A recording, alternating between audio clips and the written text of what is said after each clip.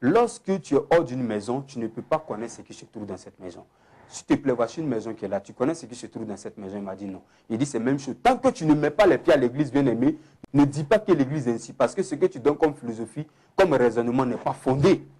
Il est important que tu puisses l'expérimenter. Et il y avait une femme qui était assise derrière et qui écoutait la conversation. Elle était joyeuse, elle écoutait, elle était contente. Vous voyez? Mais si nous, en tant qu'enfants de Dieu, nous n'avons pas la possibilité de pouvoir créer des situations, des opportunités, il faut avoir des occasions. Il y a des occasions qui se présentent. Soit par exemple, quelqu'un peut te bousculer un peu. Quand il va dire, excuse-moi, tu dis non, c'est pas grave, que Dieu te bénisse. Amen. C'est déjà que Dieu te bénisse, c'est déjà un moyen d'évangélisation. Alléluia. Parce que là, nous sommes en train de voir un autre point du temps qui est quoi? Qui est le réveil. Parce qu'en tant que chrétien, si tu n'es pas réveillé, bien-aimé, tu ne peux pas contaminer ton frère, tu ne peux pas contaminer ta soeur avec l'évangile. Je prends un exemple. À un moment donné de ma vie chrétienne, un jour, j'ai parlé du Seigneur Jésus. Et j'ai connu un jeune qui était dans le même quartier que nous. Et ce jeune vivait une vie qui n'était pas à la gloire du Seigneur. Il vendait la drogue et il consommait la drogue. Mais vous savez comment le Seigneur a touché la vie de ce jeune homme? J'ai dit simplement à ce jeune homme, Jésus t'aime. C'est la seule parole que j'ai dit à ce jeune homme. Jésus t'aime. Et ce même jour, il y a eu tellement la pluie et les éclairs, les tonnerres qui grondaient. Ce jeune, Dieu a commencé à parler à son cœur. Il a pris la décision de donner sa vie à Jésus ce jour-là. Et le lendemain, lorsque nous sommes revus, il m'a dit, franchement, la nuit, je n'ai pas bien dormi. J'ai décidé de donner ma vie à Jésus. Il faut qu'on parte à l'église. C'est comme ça que le jeune a donné sa vie à Jésus. Imagine que je n'avais pas dit à ce jeune, Jésus t'aime, bien-aimé. Il n'allait pas être sauvé. C'est pourquoi ton temps n'utilise pas ton temps que pour dire, les autres n'évangélisent pas, les autres ne font pas ceci, mais toi tu fais quoi mon frère? Tu fais quoi ma soeur? C'est ce que je veux savoir. Qu'est-ce que tu fais toi de ton temps? Alléluia. Ton temps tu l'utilises comment? Comment tu utilises ton temps? C'est quand nous allons lire quoi? Ésaïe 60, le verset 1er.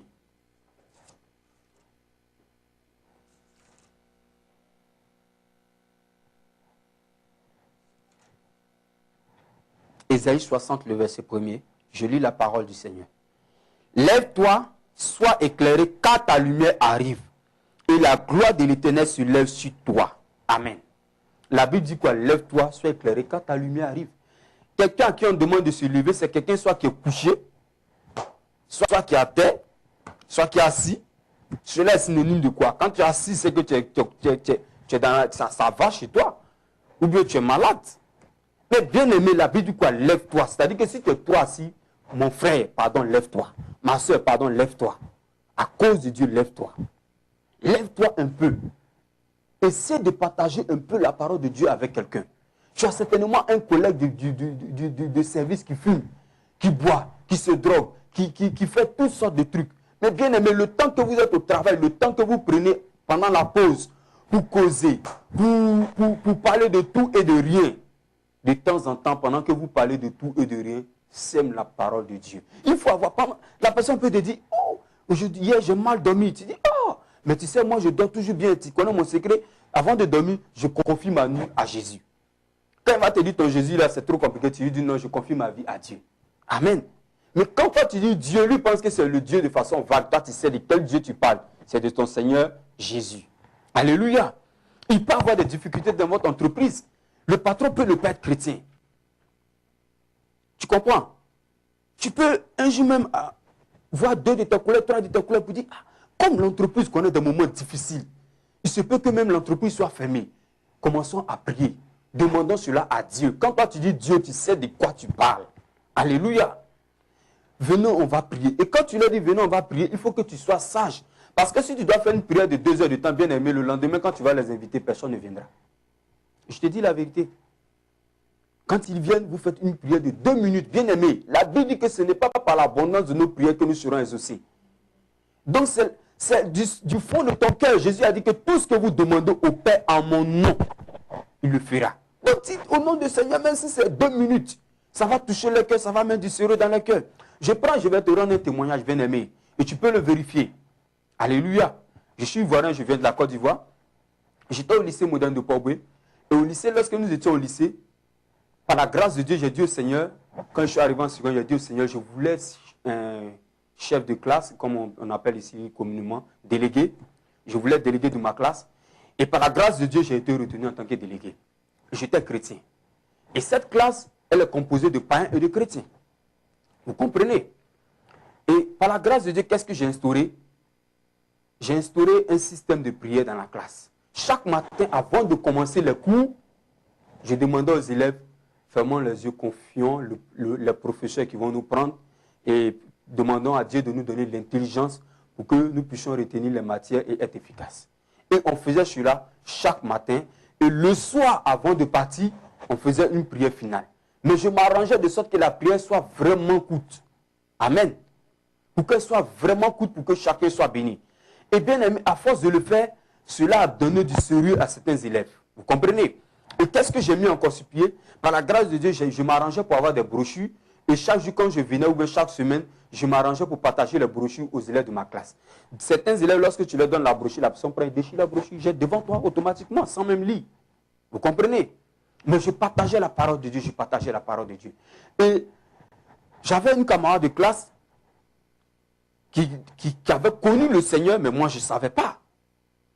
Et par moments, ces élèves me taquinaient. Oui, tu étais pasteur, tu étais pas, oh, pasteur, quitte là-bas. Pasteur, oh, laisse, moi je vais coucher avec toi, tu vas voir. Mais bien aimé, cela m'a donné aussi de comprendre une chose.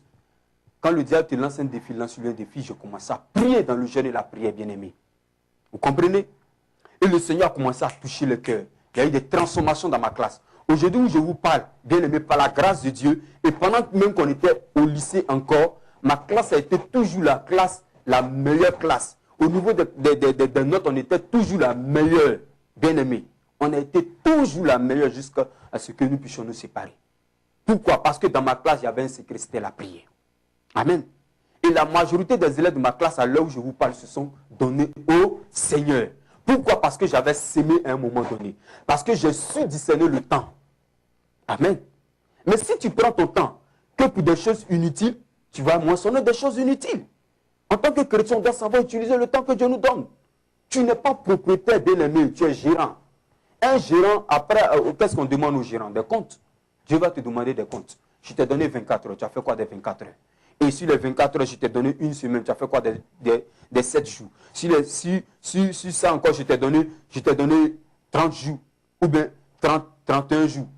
Ça dit un mois. Et si ça encore, je t'ai donné un an, tu as fait quoi? Rien. C'est-à-dire que quand on prend l'heure, tu n'as rien fait. On prend la semaine, tu n'as rien fait. Le mois, tu n'as rien fait. L'année, tu n'as rien fait.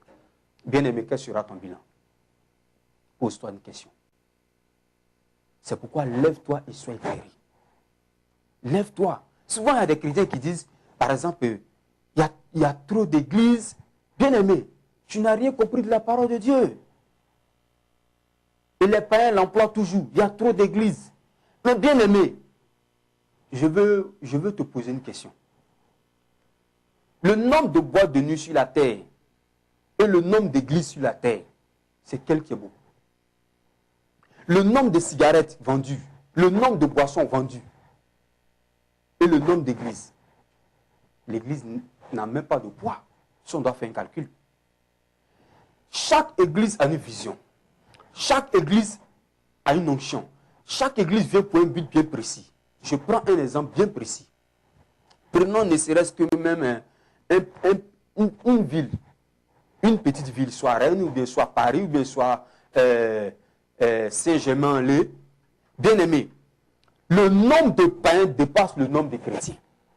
Et quand le Seigneur, à un moment donné, à un temps donné, Dieu suscite le désir dans le cœur des enfants de Dieu d'implanter une église, c'est parce qu'il y a un besoin.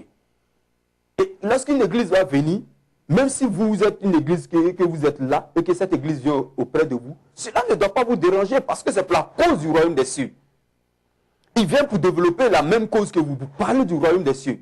Bien aimé, souvent nous nous battons pour des futilités. Celui-là a dit, il a pris mon fidèle. Celui-là a dit, c'est mon fidèle. Bien aimé, ou bien d'autres même pourront dire, j'ai la plus grande église, j'ai beaucoup de fidèles. Bien aimé, tu n'as pas de fidèles.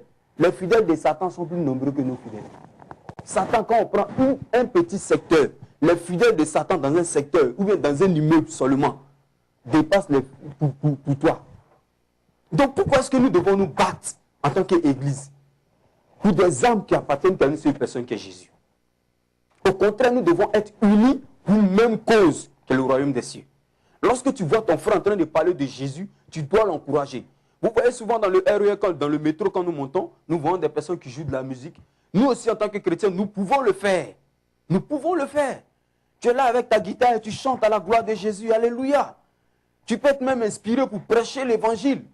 Amen. C'est important. Et quand toi tu es chrétien, que tu vois ces choses, tu dois encourager ton frère. Tu ne dois pas dire, oh, le chrétien là, il met la honte sur nous. Il ne met pas la honte sur nous. Il fait sa part. Toi, tu fais quoi du temps que Dieu te donne? Comment tu utilises ton temps? S'il te plaît, mon frère, ma soeur.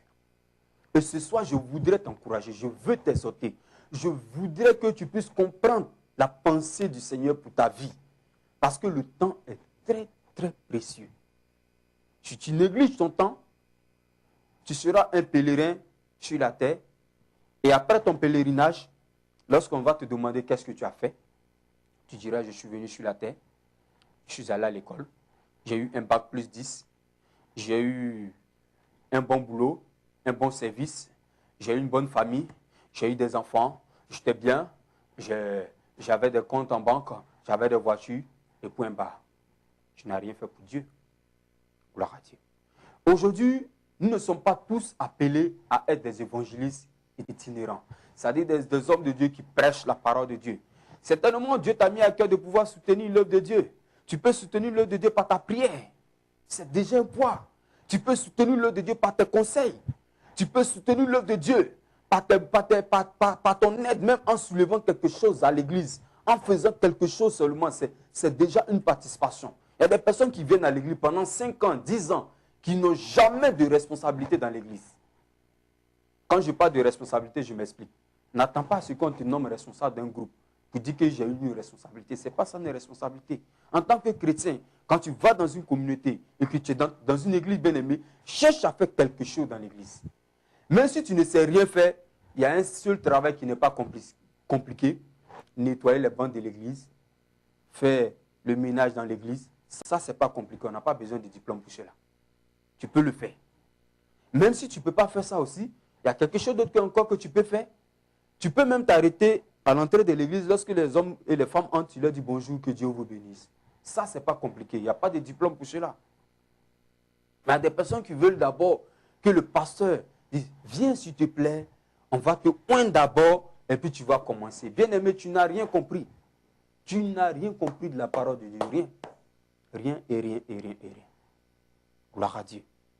C'est pourquoi je voudrais t'encourager et t'exhorter à comprendre la pensée du Seigneur et la volonté du Seigneur pour ta vie. Si tu n'as pas compris, tu as tout manqué de ta vie et de ta vie chrétienne. Parce que cette vie que le Seigneur nous donne est un potentiel, est une grâce du Seigneur. Et je voudrais que tu comprennes la pensée du Seigneur et la vision du Seigneur par rapport au temps. Un temps pour naître, un temps pour mourir. Tu vis actuellement. Pense aussi à la mort. Gloire à Dieu. Bien aimé, si tu es païen et qu'actuellement tu fumes, tu bois, tu vas en boîte, tu n'as pas encore fini avec tes copines, tes copains, c'est un temps, mais soit quand même, si on peut dire civilisé, soit un peu, arrive au niveau de la modernisation. Et actuellement, ce qui est à la mode, c'est Jésus. C'est Jésus qui est à la mode. Satan n'est plus à la mode. Satan est dépassé. Mon frère, Satan est dépassé. Il y a longtemps, Satan est dépassé. Il n'y a rien de nouveau sur cette terre.